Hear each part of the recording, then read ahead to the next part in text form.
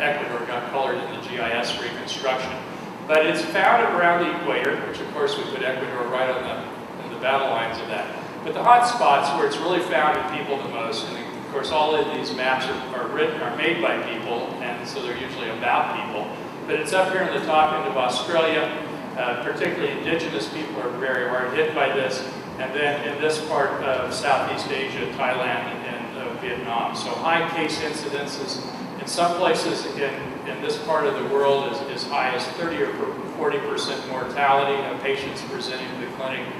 In this part of the world, they have better health care. They've been able to drive the mortality rate down from that 30% down to around 10 or 15%.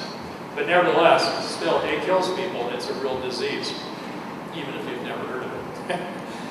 Okay, so here's our phylogenetic tree. Like Lance, it's based upon a whole genome SNP analysis, again on the core genome.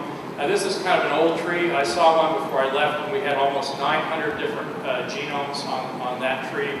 In this particular case, it's a maximum parsimony tree. There are 80 genomes. There's 80,000 SNPs total, and the consistency index, or the fit of the data to a clonal model, is 0.64.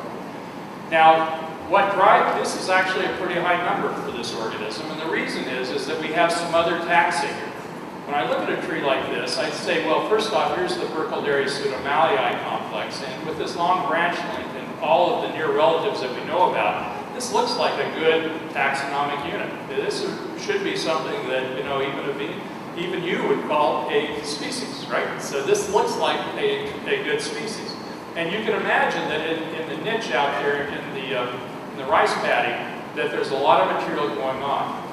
But when you look at it in a pairwise fashion, if you pick any two of these genomes and compare them, they will differ in 15% of their genome. So we're talking about like 1.5 megabases of differences between any two isolates here. And yet this reconstruction, this phylogenetic reconstruction, really argues that they're occupying the same niche, whatever that niche is, that same complex niche out there in nature. And so in fact, they belong together. These are the pathogens in this phylogenetic tree. Mallii, I'll talk about in a moment. But here again, some of the close relatives. We've done a lot of extensive sampling in the environment trying to find these things. You don't find these in people, at least not commonly. But you can find them in the environment, and then the whole genome analysis helps us define what the relationship is with this. Now, let's see. So, one of the things I'm going to show you here is this is Burkholderia mallii. And so, in the bacterial world, species get named by clinicians. So it's medical people or veterinarians who get to decide what something is. So species are almost always